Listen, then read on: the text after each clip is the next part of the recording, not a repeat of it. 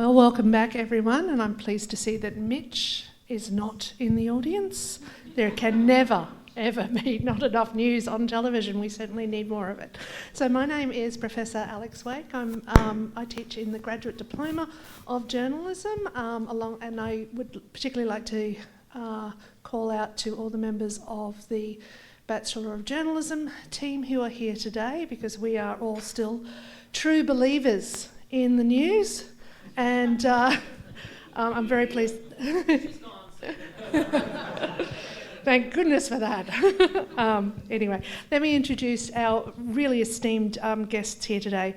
Firstly, an RMIT graduate, Hugh Nailon, who is the Nine National News Director. He, TV News Director, a position to which he was appointed to in 2025, while continuing his duties as Melbourne's TV News Director. He is described as one of Australia's most experienced news leaders. He has wide respect across the industry, and as I said, he is a graduate of our programs here. Justin Stevens is the ABC News Director, position he has held since April 2022. In this role, he oversees the ABC's news staff in Australia and abroad, located in 8 capital city newsrooms, 58 regional newsrooms and 12 overseas posts, and all its digital radio, TV news and current affairs output. I don't know how you sleep with all of that responsibility, Justin. I could go on and on. You have in the program his bio. But can I say he is a graduate of the UTS journalism program, our sister... our sister university, so I'm very happy with that. It's fantastic to have you both here today, and both particularly because they both have very impressive careers as journalists before being appointed to their leadership roles. We've done a lot of talking about social media and news avoidance in the out about in communities and in our courses over the last few years. The annual Reuters digital news report says television remains the most important and popular main source of news for Australians. TV was the most used general news source among Australians in the last news survey, with 57% of the respondents saying that they had used TV to access news in the past week.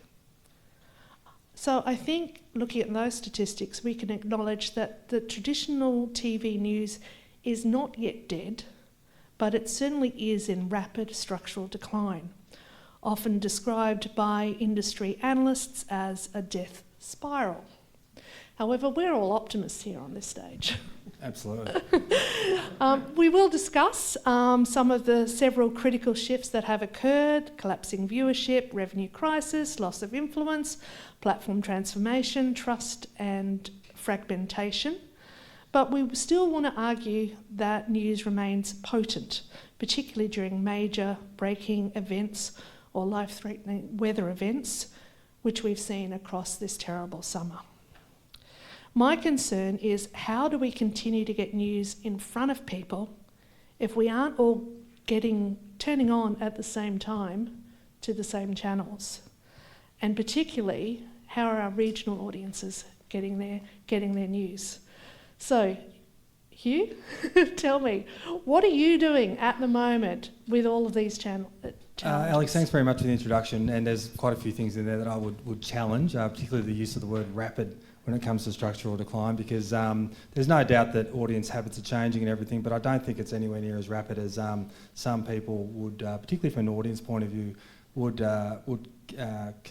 contend. What we have found in the last couple of years is some real stabilisation in audiences for linear TV news and for our broadcast news, and actually some growth in the last couple of years, not just for Nine, but ABC as well and some of the other commercial networks. And I just think that news avoidance is another phrase that was in there that sort of caught my ear, and that's a curious term, because what our audience figures are telling us at the moment is that news avoidance, certainly on a particular traditional linear broadcast audience, is perhaps not as contagious as people might contend. But look, our we are strong believers, obviously optimistically, about the future of news in broadcast, and I would argue that news would underpin the future of broadcast television as it is. And I think that you've only got to look at the content profile on Nine over the last 30 years. If you look back at it, our news was half an hour, now it's an hour. Today's show was 2 hours, now it's 3.5 hours.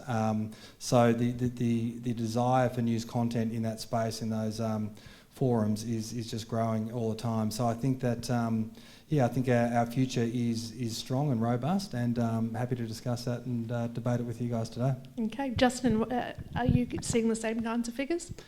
Yeah, I like Hugh, I'm a fellow optimist, and hi everyone, good to see you. Panels are more interesting if we argue and debate though, so let's make sure we find a few things to have some outrageous arguments about. So the numbers do tell the story that the majority of Australians access their news via TV. And in regional Australia, as you said, it's even higher. They rely on local TV news, which is pretty telling given how sparse, unfortunately, regional TV is these days. But we're in a world of complexity, obviously, where multiple things are true. And what is also true is that those people watching and absorbing via TV and prefer that, majority are over the age of 50, and many are over the age of 60, which is totally fine, and they're valued just as much as all age groups. But what is also true is that people under the age of primarily 40, 45 are not sitting down to watch a curated TV news bulletin, and that's also okay.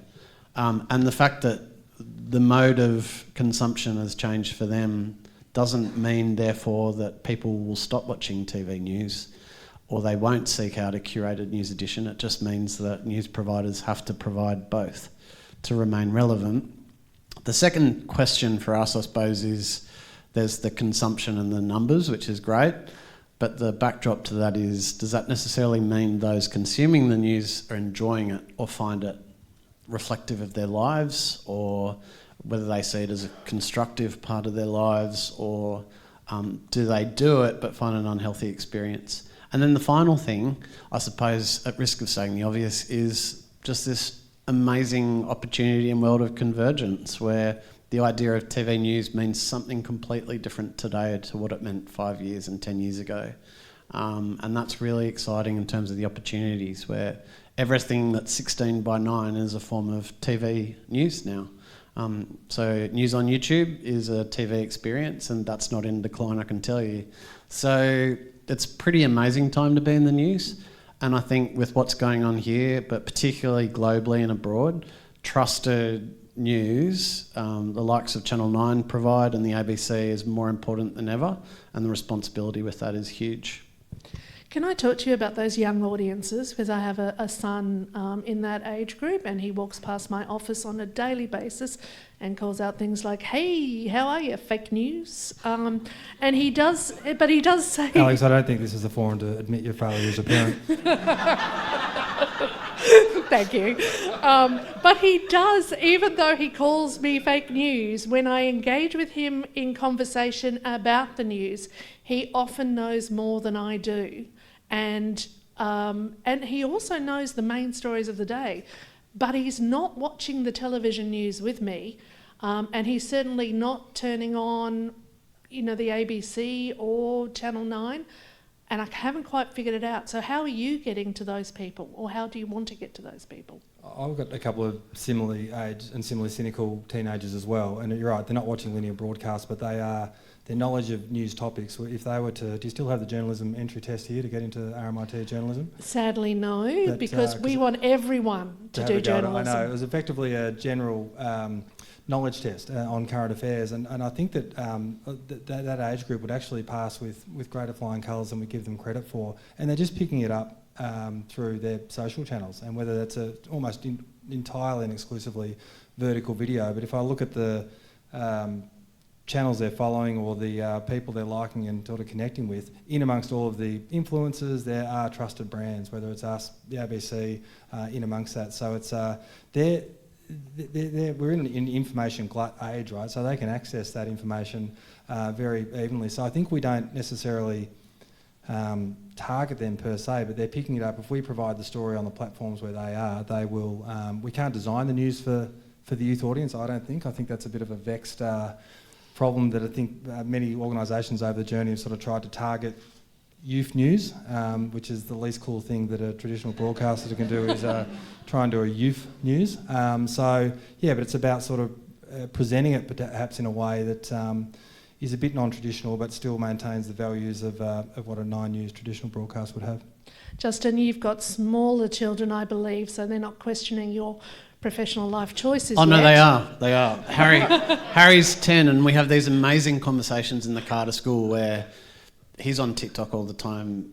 Yes, he's circumventing the ban because he just doesn't log in, and he, for whatever reason, follows the Daily Mail and Channel 7, not Channel 9 or the ABC. So there's a caution when he says to me, Dad, the other day he said, Dad, did your Facebook account at work get hacked? Like the ABC News account got hacked and someone, it was very unfunny. But he saw it on the Daily Mail, so he wasn't sure if it was true. I think we've seen so he was cautiously just fact-checking that.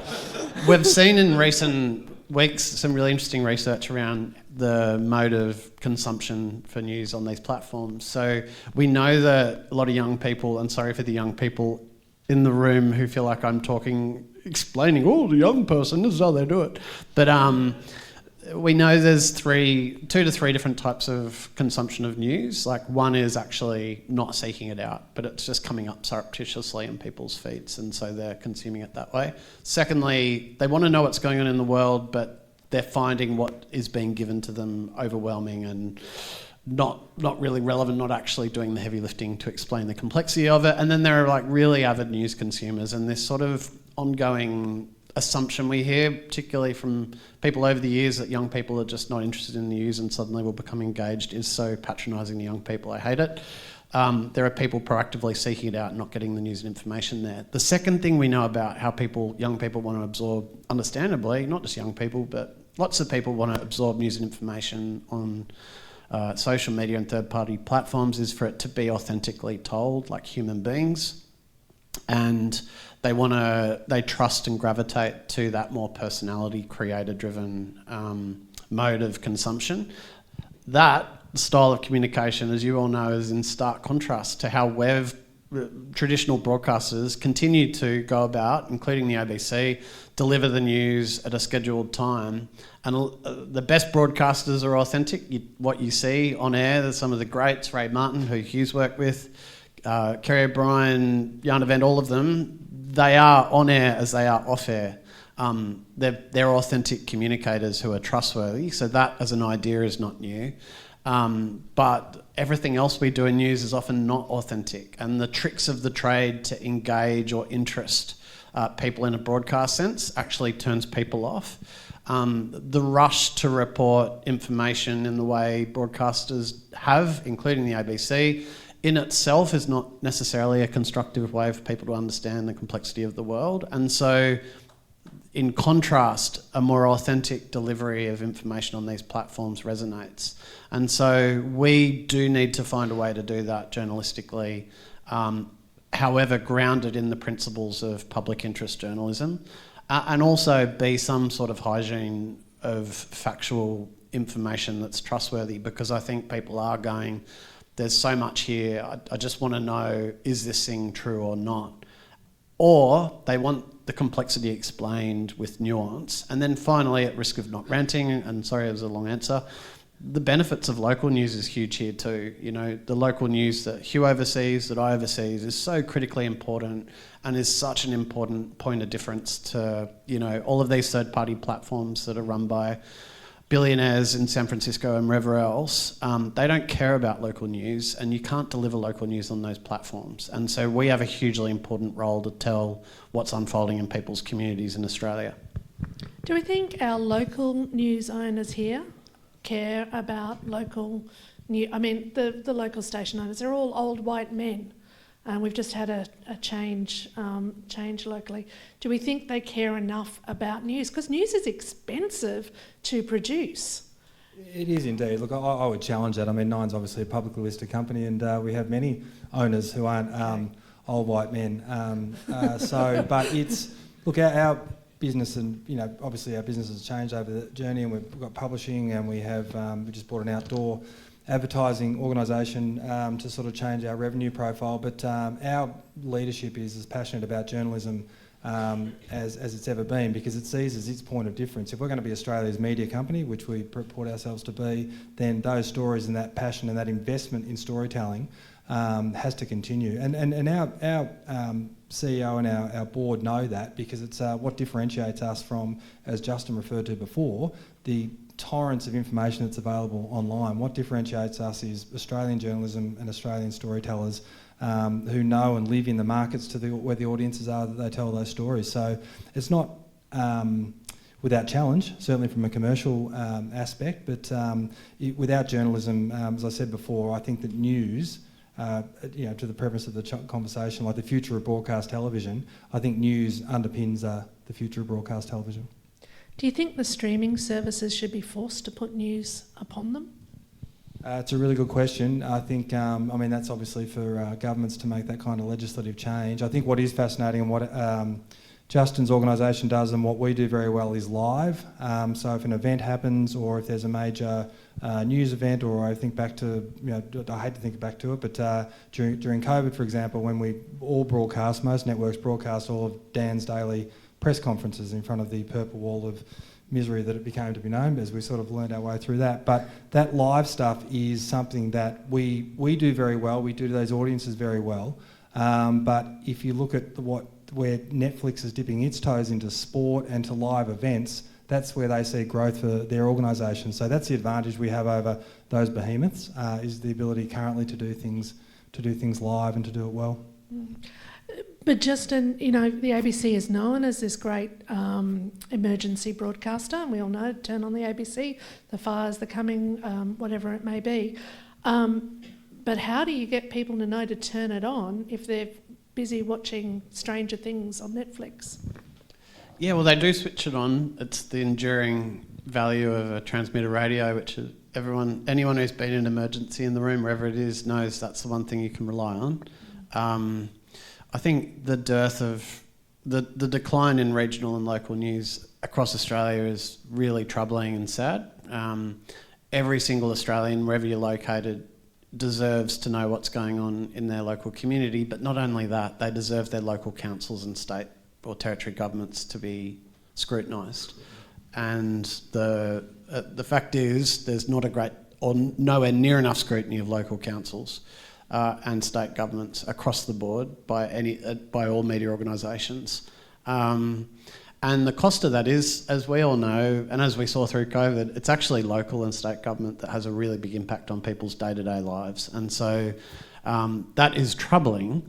The ABC definitely, with no sense of, there's nothing good or bragging out of this, but, we do carry the weight big time in terms of making sure we've got a strong presence across Australia, 67 office locations around the country. We do local regional radio in about 40 places around Australia, and local radio news bulletins. We haven't cracked how to deliver people local news in a really direct way digitally. It's clunky, much to my boss Hugh's frustration, not this Hugh, but the other Hugh. People, when wherever you are in Australia, you should be able to log in with your postcode and get really good, accurate information for what's happening in your actual area. And that's a big piece for us at the moment, to make sure when you log into our website and app in coming months, you do get that delivered.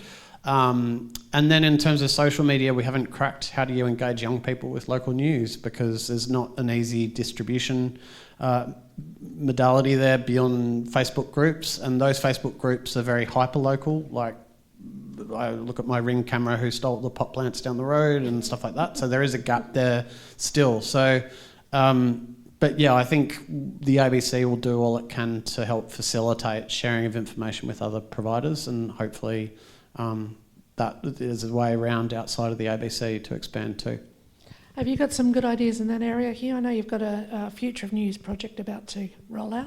We do, yeah. So obviously I grew up in Hamilton and Ararat in Western Victoria, so grew up on a diet of regional news, the old Beta V6 and then Win TV. So I grew up with that, know how important it is, know how important, driving the endless miles around the place. It was really, ABC was the only radio you could get outside of a bit of hits and memories on 3HA. But I think that the role that commercial TV has in the regions is really challenged. I know Win still provides a good service. NBN, which is just going over to the Win ownership as part of the changes we made last week, is a really strong and robust regional news service, and particularly that northern New South Wales has done a great job. But there are pockets of the country that Win doesn't cover, and there are pockets of big pockets, important pockets where they're really challenged. So I think but as technology comes along, and what technology should enable us to do is to make television more efficiently.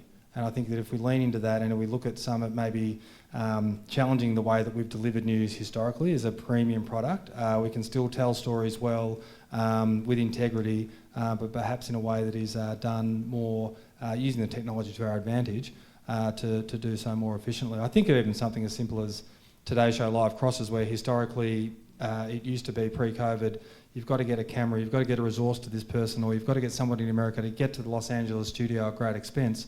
And then everybody sort of swallowed their pride and said, okay, now hang on, we can get this person on Zoom, and it actually looks okay. And the audience over time has become used to seeing people. They're not judging necessarily on the quality of is this interview in 4K or not? They just want to hear the information that the person's got. So we probably, as a commercial broadcaster, need to sort of get that balance right, to be potentially not as fussy sometimes on how we get that information to people. But I think there's great opportunities out there. But I see the regions as not currently under because I'm sort of Metro News, but it's something that I'm passionate about, and it's always at the back of my mind about how we could service those regions better. Does that mean a lot of retraining of staff or new skills?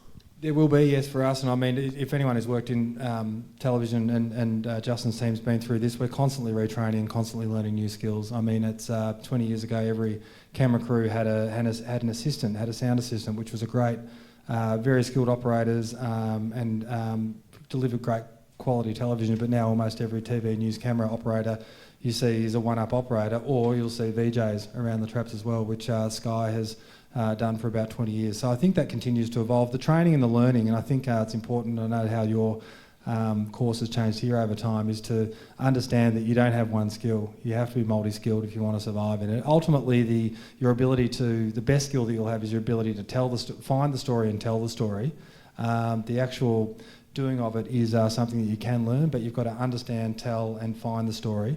That is the skill that's more innate. Justin, when I was last at the ABC, there's a lot of young people running around doing a lot of things all at the same time. They are busy telling their stories, and I know that the ABC has taken a new attitude to what stories they tell, and in the depth that they do it. Can you talk to the reasons behind that? So, we're talking with every single team, from teams that have really junior journos through to Four Corners team meetings, about asking every team to lift the bar in terms of making their journalism more impactful and distinctive and of high value to the community. And the reason we need to push the realms of distinctiveness is that that's the thing journalistically that is our point of difference to the likes of a chatbot or whatever else. And it's that real powerful human-led journalism that results in someone asking a difficult question at a doorstop, or persuading someone who's been through a terrible situation with their local hospital to bravely tell their story on national TV, or to persuade a confidential source to take huge risks to their career and provide documents. So technology can't do any of those things. And they're the traits journalistically that are the enduring point of difference to technological change and how we deliver it. So there's a huge chat about that. The thing that Hugh alluded to is this expectation that everyone should be able to do everything everywhere. And so when you look at what a journalist has to do today compared to 15, 20, 25 years ago, the skills are incredible, what people can do now. And the invidious distribution system of having to do a story, and where we started, if you want to reach people of all ages, which we do, you've got to get it out across radio news, the website, a vertical video, do a 7 p.m, do some crosses into the continuous news output, And then you need to think about how to get people to drive the story on in the days after. Like, where's the time to do the journalism? So there's less.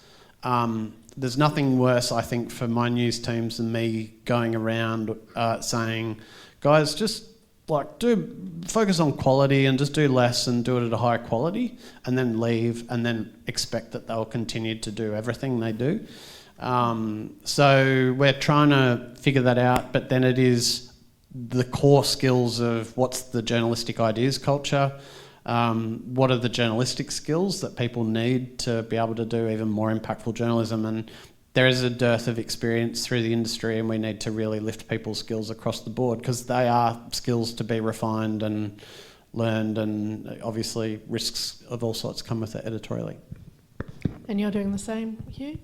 Yeah, absolutely. I think it's we're obviously a general commercial sort of news service, so we like to sort of cover all bases, but we've definitely in recent times realised that instead of attacking 10 stories locally, let's maybe look at doing 6 or 7 and doing them better, and doing them probably with more detail and more context, because what actually happens, people can get that all day via their various channels. They kind of know what's happening. So anywhere we can provide either break some new element of the story or provide some context about what's new about this that we don't know, or what's the little bit of nuance that I'm not understanding here. So Heidi Murphy, our state political reporter, is a great example of that, who works across 3AW and with us, and she's on the desk nearly every night after her package with Alicia and Tom, our hosts, dissecting the story for another minute and a half, which is something that historically on a linear TV broadcast we just didn't do. Do you know what I mean? You'd be bang on to the next story. So I think that our audience wants, they want to know what's going on during the day, but they also want some context about why it's happening and why it means and where the story's going forward. So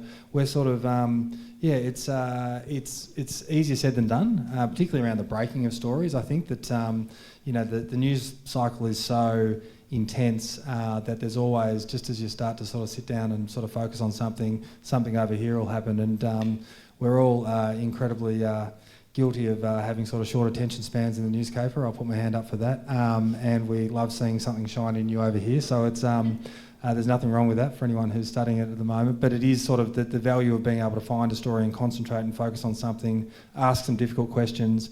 That's where the value is for us that we find. You mentioned doorstops before, which I think are really interesting with politicians or whoever. One thing that we challenge our journos to do, whether it's a politician or whether it's whoever's standing up, just ask a question. And often you get such a better response by the person either not answering the question or the way they try and evade it than taking their sort of speaking lines that they've sort of rehearsed over and over again. And that kind of breaks the rhythm of the news when you're watching it. It's not just grab voiceover. There's this little bit of there's a bit of contest here. There's sort of kind of, but you've got to do it in a way that doesn't become tedious.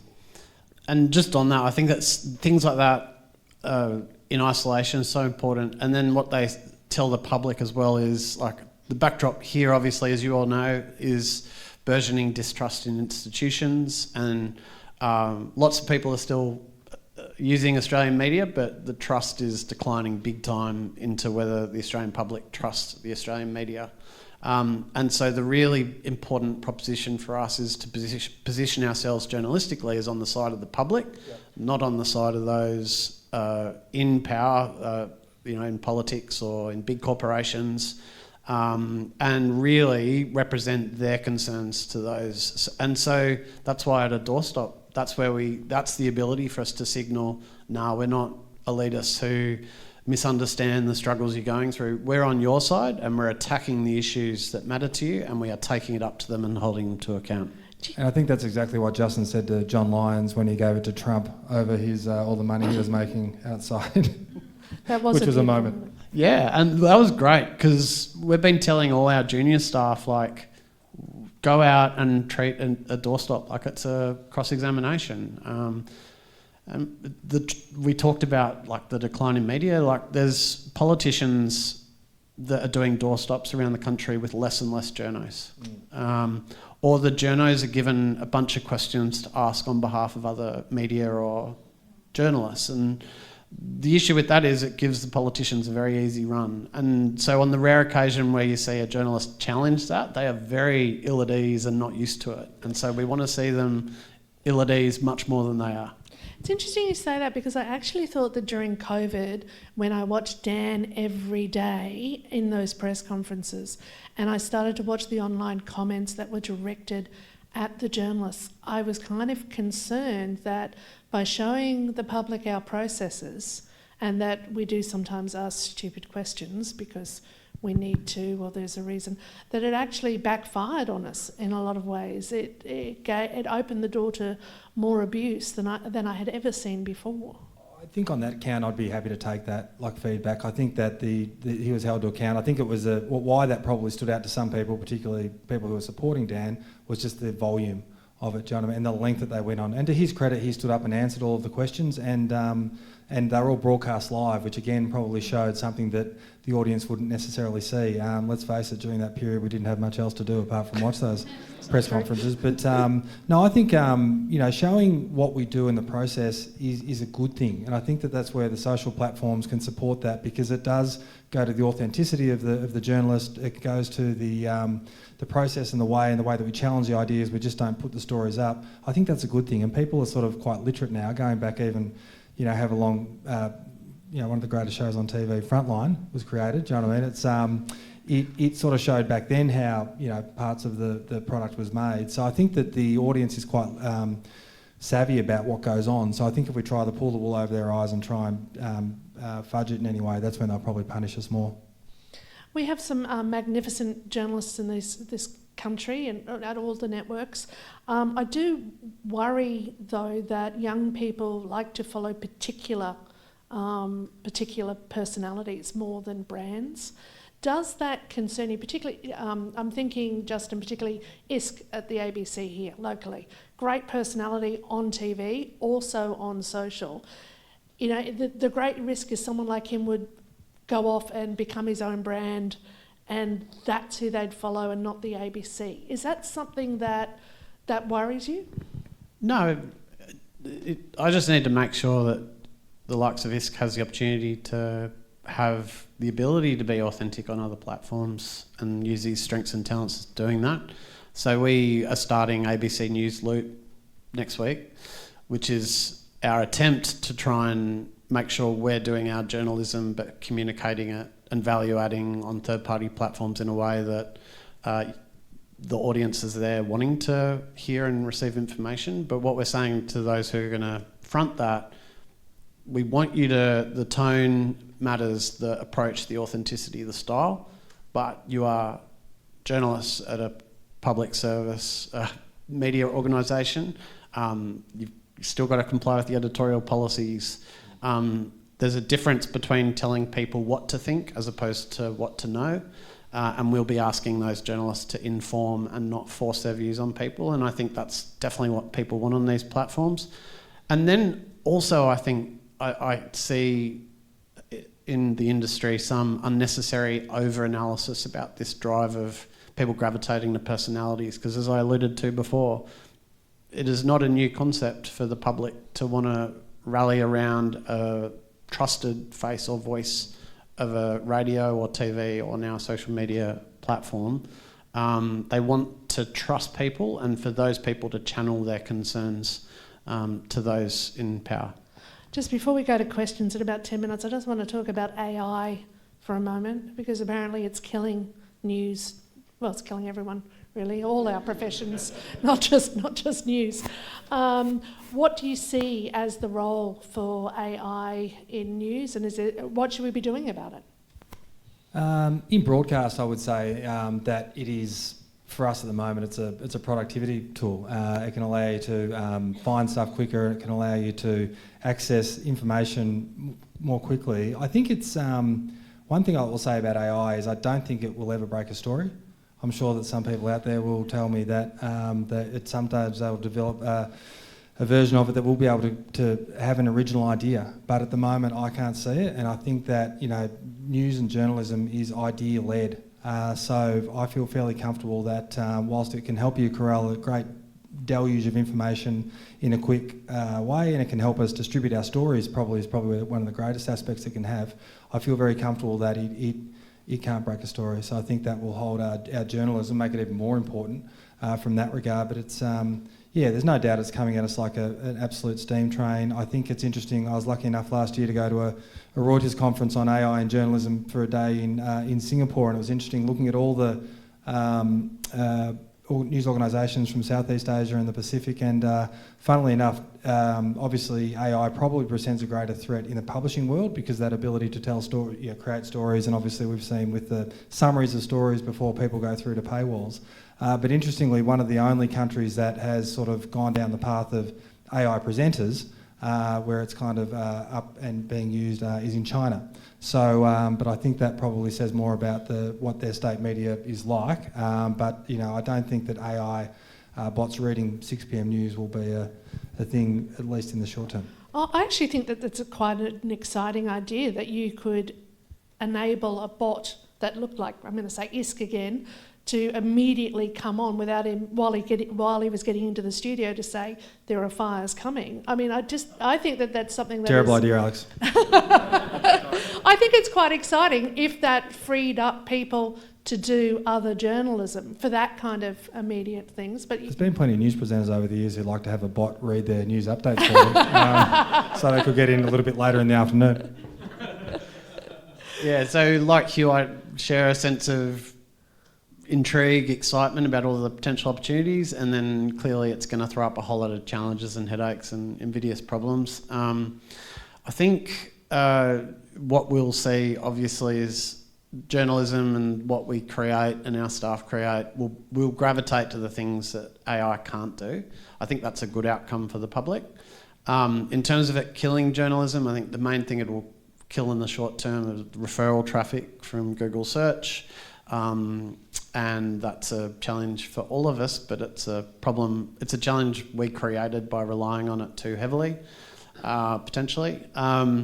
It will also mean there's less, I think, like bare facts, explainer-driven journalism, which was the rage for the last 5 years, where AI will provide that information. What AI can't do is what Hugh was pointing out we do really well in Australian media, which is live breaking news across platforms. AI cannot deal with what's happening in the present or what's future. It can only really calculate what happened. So that's going to be a key point of difference. And then we're trying to figure out how to deploy it in really cool, amazing ways. And I think what we're finding is we have a long way to go in terms of how we're going to be able to do that in a reliable way. For instance, we've been prepping for weeks to try and make sure when the Epstein files dropped, we had an AI database to be able to search and corral all those documents. Turns out we didn't factor in it'd be 3 million files.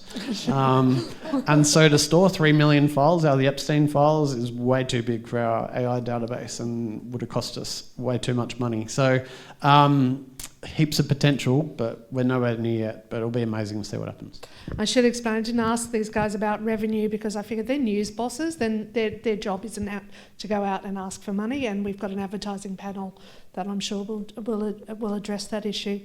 The one thing is, though, with AI is the ability, these deep fakes. So it used to be you saw it on the news, you heard it on the radio, but it may not be those people anymore. Is that something that is concerning you and newsrooms generally? I think with any breaking news story, you look at anything with just an extra bit of vigilance. I mean, when Bondi happened, there was that sort of initial reports of an extra shooter in Dover Heights, which wasn't necessarily a false image, but that's how that flow of information can explode so quickly. Just recently, my daughter sent me a video of when we had those storms down at Great Ocean Road, and they were at Wye River, and I was on holidays, and she said, my friend just sent me this, and I looked at it, and my initial reaction was, this is a car floating out into Bass Strait. I thought, it's got to be, which is probably a reflection of the natural cynicism that we all have, but it's, we drill into all of anyone who touches video in our organisation, that you check and triple check, but the speed at which this stuff comes through to us, it's easier said than done, but there are some good verification tools that we're sort of learning and some programs that we're taking on board just to make sure, because our reputations that we've spent decades trying to build can suffer greatly if we get that one thing wrong. Yeah, it's pretty amazing we haven't experienced. I'm going to jinx it. It'll happen tonight now. Hopefully not on our channel, hopefully Channel 9. But it's amazing we haven't... it's astounding we haven't had like a really massive deep fake moment really yet. And hopefully it doesn't happen because we've got all of the right journalistic infrastructure and scaffolding in place to prevent it. Verification as a journalistic skill is going to get even more important. We've got some really specialised verifiers who we rely on, you know, and journalistically they're value adding.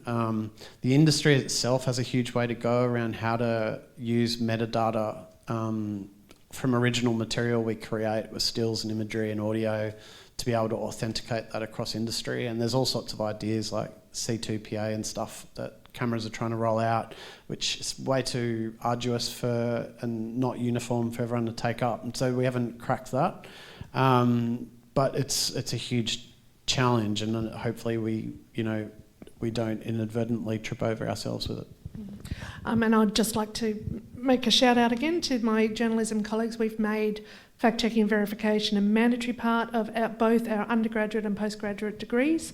So it's something we've taught here for 10 years, and OSINT is only getting stronger, that verification, to try to ensure that our graduates never, hopefully ever, put anything to air that is not true. So we now have 10 minutes for questions. If anyone has got something that they would specifically like to ask. There's one up the back. I think that's Sharon.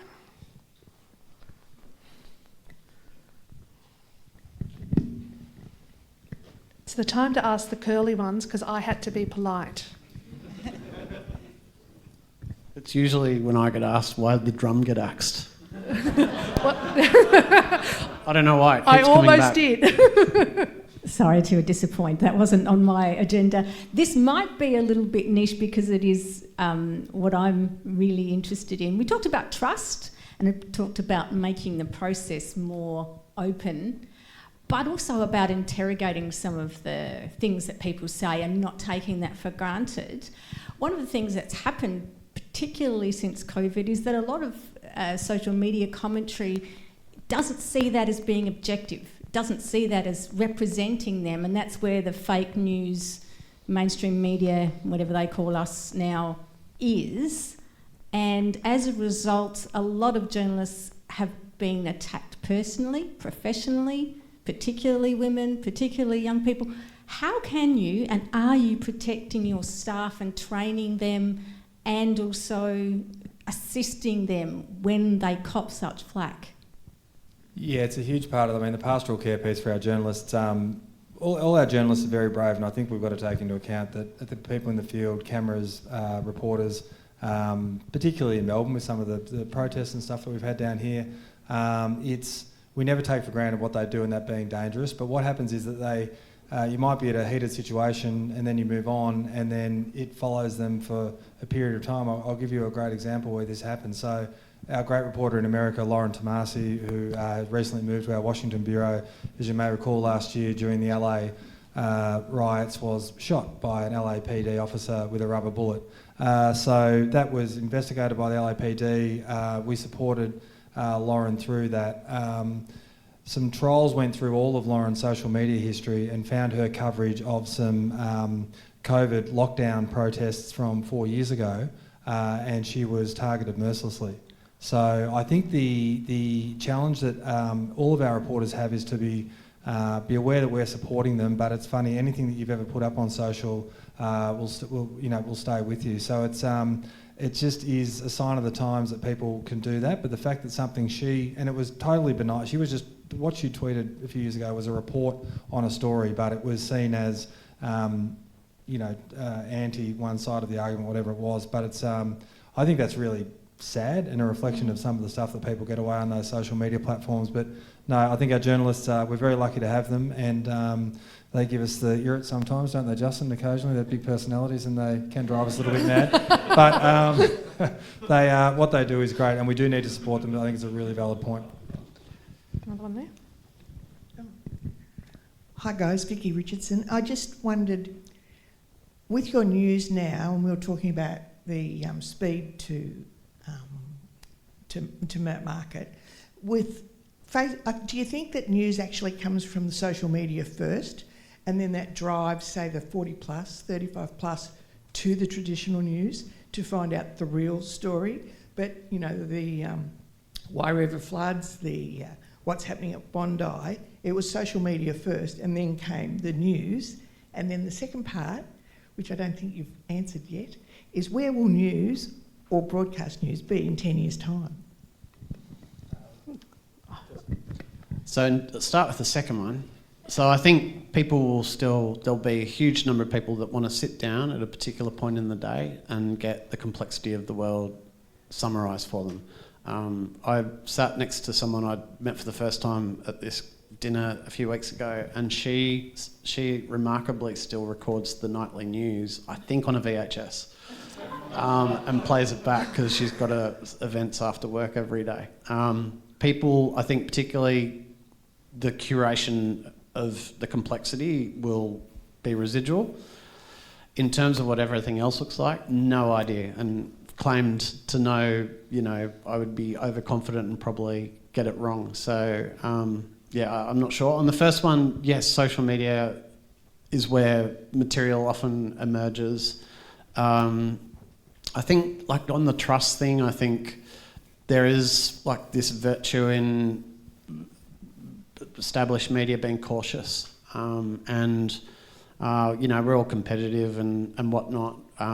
I noticed that Nine and the ABC were particularly cautious to not rush to publish things, to be sensitive to events. The immediacy of events, like we have really clear procedures now, which we never had to have, around identification of people in really awful events and news events.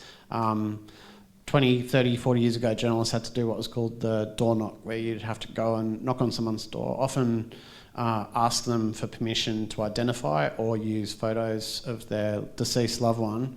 These days, journalists can hop on a Facebook profile that's set to private and still get 5 photos and publish something about them. Same with social media vision. If you publish that, like you could publish a car accident, a family member within 12 hours might still not know, but see on the news that a loved one died, right? And so the rush to publish in this environment, actually, in the context of trust, there is a virtue and caution in showing integrity, and it's those values, I think, that will contribute to enduring trust and being our point of difference where there's far less integrity.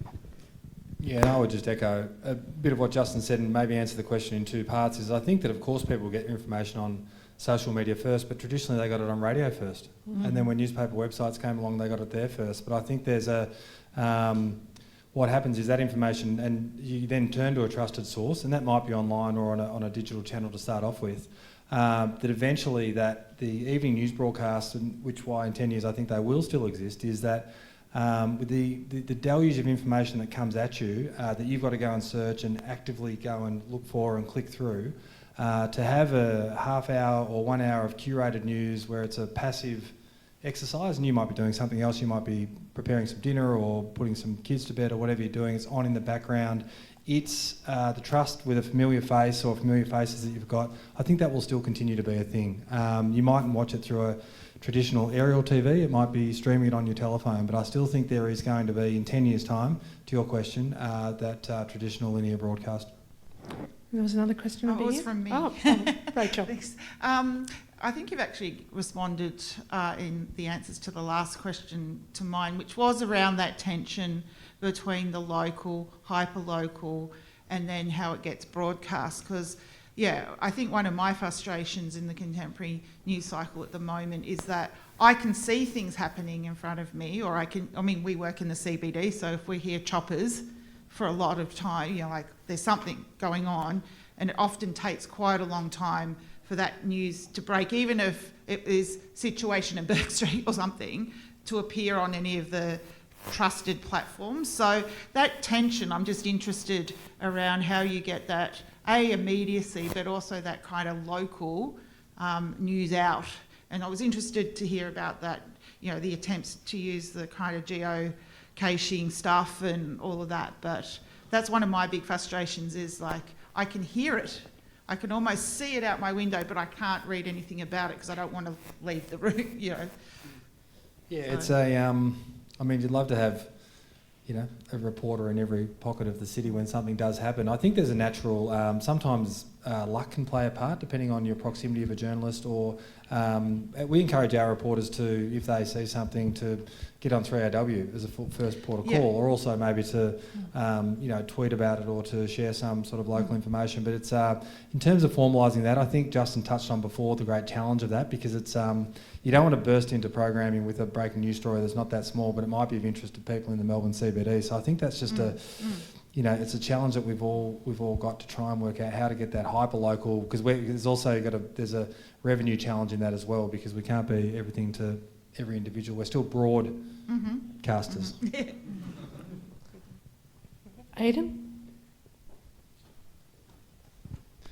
Aidan Ratcliffe, former member of the 9 newsroom. That's true. How are things in the academic world, Aidan? Very good, yes. Are you missing us? I'm working in the research communications team here at RMIT, and something that I've noticed recently with the influx of social media, but also everybody now having a 4K camera in their pocket, is the importance of having a picture to get a story out there. And I'm wondering where perhaps 15, 20 years ago a story might not be touched by broadcast television because it was primarily something for the paper, it lacked the visuals. With things being social media first, how has that affected the breadth of coverage of stories now that there's perhaps more vision available than there was before?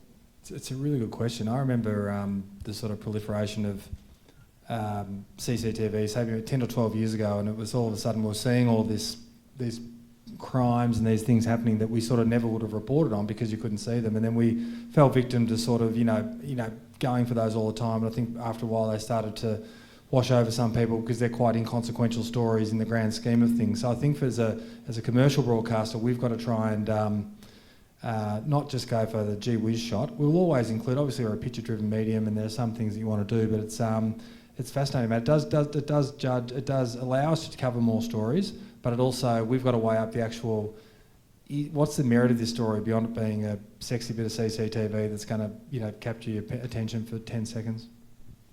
Yeah, I answered it perfectly. We probably run more CCTV on our news programs than Justin does on the ABC. We'd probably like to get it, but get it too late. You can always use dog stories, you know, there's nothing like an animal story for virility. Is there any other questions? If not, Kathy. This question might just collapse straight away because there might be just a straightforward answer. But going back to what you were saying, Justin, about trust, and by the way, thanks for a great, fantastic panel. It's really interesting to hear you both. Going back to what you were saying about trust, and I think, you know, your example was putting the hard question to, say, a politician, but it could be company director or, you know, whoever, to make sure that the audience knows, the viewer knows that we're on the public side, not theirs. Here's the question: who do you think the public is?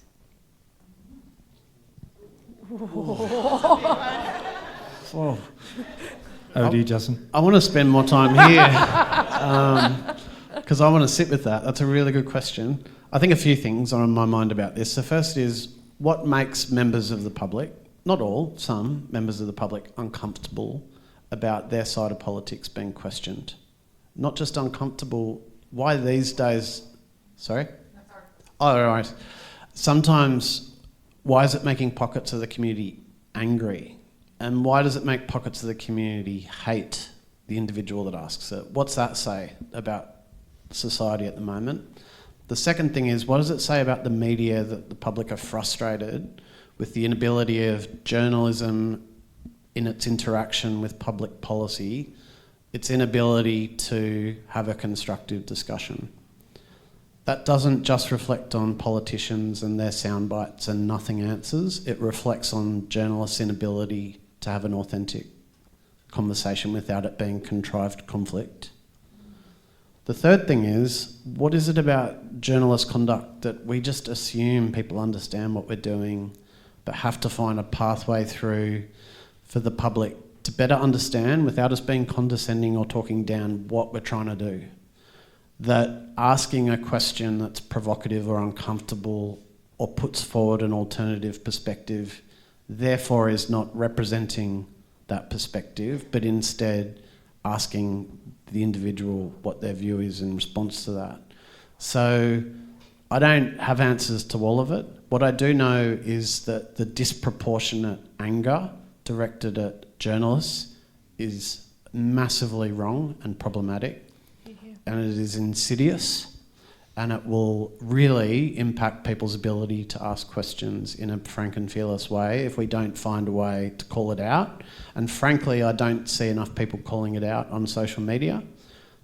All sides of politics. On the right, the progressive left throw a lot of abuse at high-profile journalists in a way that's unfair, just because it makes them feel uncomfortable or it is contrary to their worldview.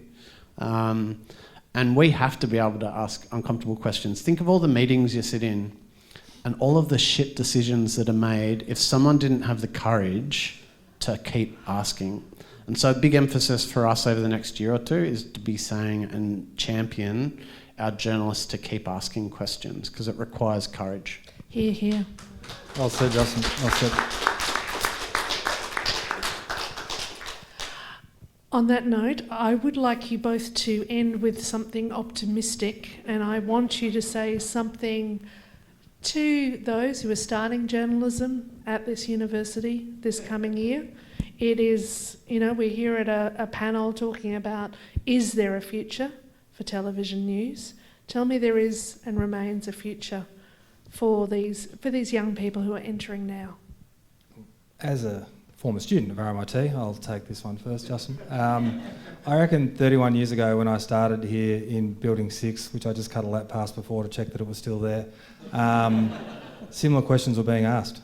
They were, and I think that it, that the media is always under some kind of existential threat, but I think that I would say to anybody who's embarking on a media career that journalism is just an extraordinary vocation to have. I think the opportunity that we have in front of us is profound, with the access to publish yourself anywhere at any time. You don't necessarily, the bar to get to be a journalist is lower in a way. So I think that there are just awesome opportunities around there. And the only other last positive thing that I wanted to say is that in Australia we are very well served by great journalism. And I know you expect me to say that, but if you look at the quality of work that the commercial networks and the ABC are doing on a daily basis in a fairly down the middle way, if I compare this to our colleagues in America where it's completely polarised, and we've only had to see what's happened in Minneapolis recently, where you have an event and you have two parallel truths.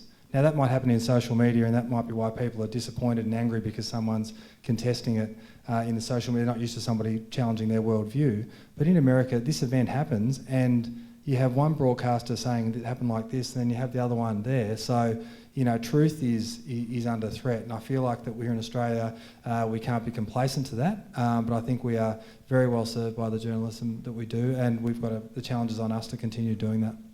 Justin? Yeah, I think it's an incredible time to go into journalism, but also more important than ever for there to be good journalists coming through. The world is so unstable at the moment. It's such an important moment for the globe and democracies around the world, and journalism is going to be such an incredibly important thing that really does an important lift in coming years. I think for those studying, worry less about all of the change, like there's heaps of change and transformation.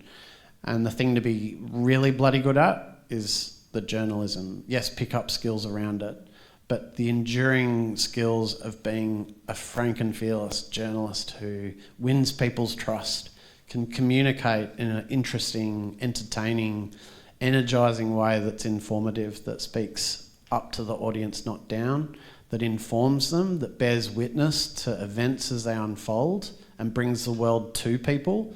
Wow, that's incredible. It's such an amazing opportunity. I can also guarantee there are a lot of shit days where you do boring things, And it's worth it because you have an incredible privilege to represent the public's concerns and communicate to them. So it's a bloody amazing time to get into it. It's not easy, but really worth it. Thank you. Can everyone join me in thanking you?